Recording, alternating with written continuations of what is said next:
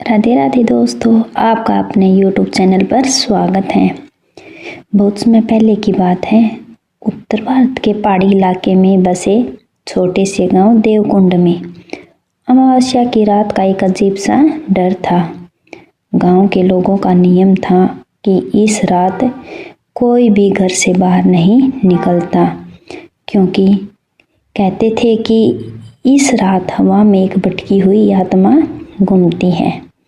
गांव में 18 साल का आरव अपने पिता जगता चौहान और दादी नरमी के साथ रहता था। आरव हमेशा से जिज्ञासु था कि आखिर क्यों अमावस्या की रात ऐसा क्या होता है, लेकिन कोई भी उसे सच नहीं बताता था। फिर अमावस्या की उसी रात दादी नरमी की तबीयत अचानक बिगड़ गई। उन्होंने आरव को अपने पास बुलाया और कांपती आवाज में कहा, आरव बेटा, तू सच जानना चाहता था न? तो सुन, आज की रात कुछ होने वाला है और तू उसे बच नहीं पाएगा। काली झील, उस रात का खून और अधूरी आत्मा, उसे मुक्ति दे देना। इतना कहकर दादी ने आखिरी सांस ली और घर में रोना मच गया। लेकिन अमावस्या के कारण रात को आरव की दादी का अंतिम संस्कार नहीं हो सकता था। रात गहराती गई और बार से एक औरत के रोने की और गाने जैसी अजीब आवाजें आने लगी। लौट आओ, लौट आओ, मेरी पुकार सुनो। आरव ने खिड़की से देखा तो काले धुएं में एक औरत जैसा साया उनके घर की तरफ बढ़ता दिखाई दिया। वह डर गया और पिता जगता को उठाया। बाहर की आवाज सुनकर जगत सिंह चौहान का चेहरा सफेद पड़ गया। उन्होंने कहा, वो वहीं लौट आई है 20 साल बाद। आरव ने पूछा, कौन? उसके पिता बोले, वो आत्मा रोहिणी। उसकी मौत मेरी वजह से हुई थी। आरव ने हैरान रह गया और पूछा। तब जगता ने कहा, अगर आज हमने उसे शांत नहीं किया तो वह पूरे गांव को ले जाएगी। उसके श्राप की आखिरी रात आज है। आरव तैयार हो गया। दोनों मशाल लेकर जंगल में काली झील की तरफ बढ़े। रात की हवा भारी, पेड़ों की सरसराहट और डरावनी, और हर कदम मानो अंधेरे की गहराई में ले जा रहा था। काली झील पहुंचते ही उसका पानी खुद ब खुद उबलने लगा और अचानक झील से काली परछाई उठी। रोहिणी की आत्मा, जिसकी लाल आंखें और उड़ते बाल दर्द और गुस्से से भरे थे। उसने जगता को देखकर चिल्लाया, मेरे खून का हिसाब बिना दिए मैं नहीं जाऊंगी। आरव ने डरकर पूछा, पिताजी, आपने इसे क्यों मारा? जगता की आंखें नम हो गई।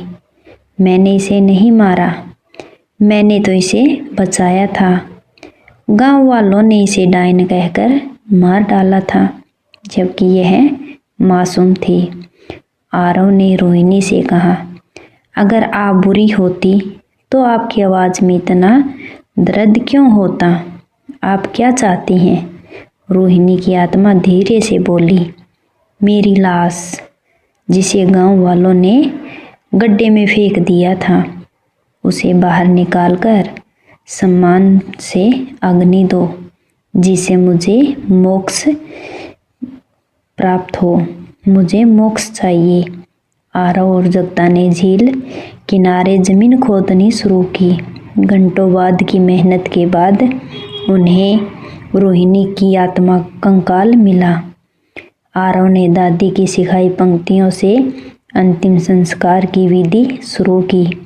जैसे ही अग्नि जली, हवा शांत होने लगी, झील का पानी स्थिर हो गया और रोहिणी का चेहरा नरम और शांत हो गया था। उसने आरव से कहा, धन्यवाद, तूने मेरा सम्मान लौटाया है। अब मैं मुक्त हूँ। और वह धुएं में बदलकर आसमान में विलीन हो गई। जगता ने आरव को गले लगाकर कहा, 20 साल का वो जहाज उतर गया बेटे। सुबह हुई तो अमावस्या का डर गायब था। लोग घरों से बाहर निकले और महसूस किया कि आज हवा में कोई भय नहीं बल्कि शांति है।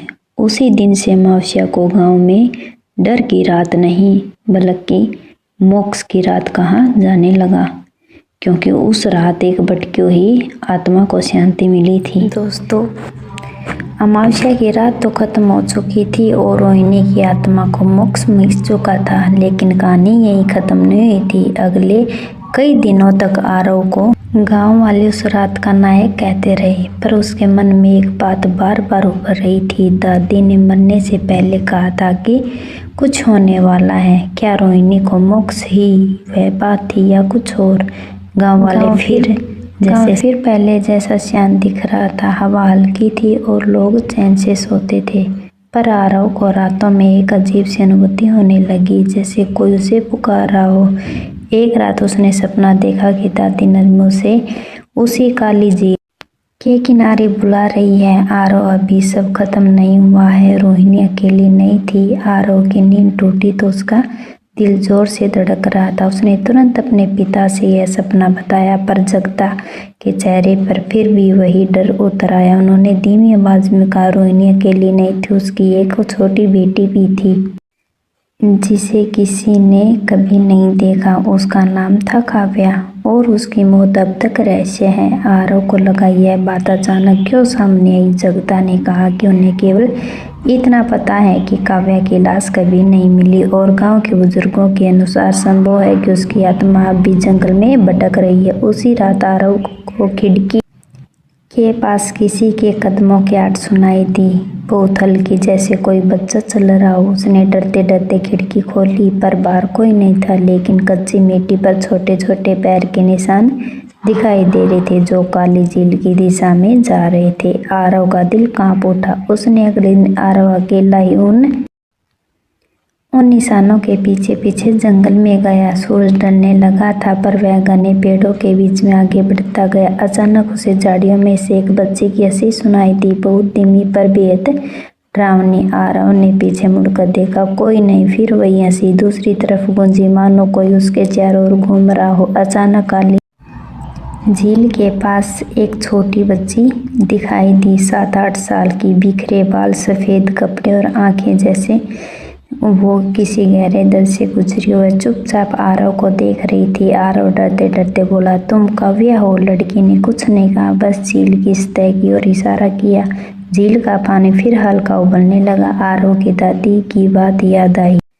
आरव को अपनी दादी की बात याद आई कि वो अकेली नहीं थी। तभी अचानक लड़की धीरे से बोली, माँ को मोक्ष मिल गया, पर मेरी आत्मा अभी भी बंदी है, क्योंकि मेरी मौत कोई हादसा नहीं थी, मुझे किसी ने मारा था। यह सुनकर आरव के पैरों तले जमीन खिसक गई। उसने पूछा, किसने?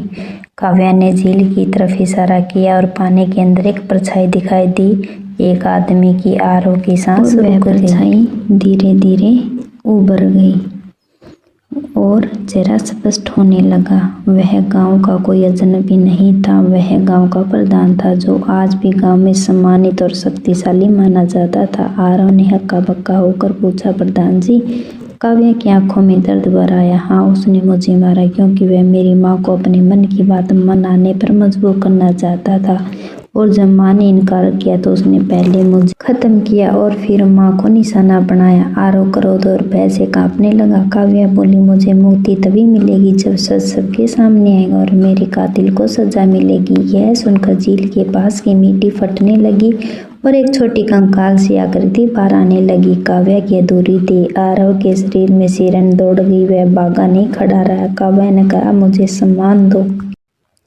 और मेरा सच गांव तक पहुंचा। आरव ने हिम्मत जुटाई, उसने कंकाल उठाया और गांव की ओर चल पड़ा। रास्ते में हवाएं तेज हो गई, मानो प्रकृति खुद काव्य को उसके डरावने अतीत से मुक्त कराना चाहती हो। गांव पहुंचकर आरव ने ढोल बजाई और सभी लोगों को चौपाल पर बुलाया। प्रधान भी आया। आत्मविश्वास से भरा आरव ने सबके सामने कंकाल रखा, पूरी बात बताई। प्रधान पहले हंसा, फिर बोला, ये सब झूठ है, सब झूठ है। इतनी देर की सभी कांपते रह गई। उसने प्रधान की ओर हाथ बढ़ाया और पूरे गांव के सामने कहा, यही है मेरा कातिल। गांव वाले सन्न रह गए। प्रधान के चेहरे का नकाब उतर चुका था, वह जमीन पर गिर पड़ा और उसकी आंखों से आंसू बहने लगे। प्रधान ने अपना जुर्म कबूल किया और गांव वालों ने उसे उसी रात पंचायत के हवाले कर दिया। आरव ने काव्या का अंतिम संस्कार किया, दादी के दिए मंत्रों से, और जैसे अग्नि की लो उठी काव्या की आत्मा मुस्कुराई। धन्यवाद आरव, अब मैं मुक्त हूँ, और धीरे धीरे हवा में विलीन हो गई। उसी रात पहली बार देवकुंड में अमावस्या पूरी तरह शांत हुई। कोई आवाज नहीं, कोई साया नहीं, सिर्फ शांति। लेकिन आरव को पता था कि जंगल में अभी भी कोई रहस्य छिपे है, और शायद अगली अमावस्या कोई नई कहानी लेकर आए, अगर चाहे तो मैं। तो दोस्तों, आपको आज की हमारी ये कहानी कैसी लगी, कमेंट बॉक्स में कमेंट करके ज़रूर बताएं। मिलते हैं एक और नई वीडियो के साथ। राधे राधे।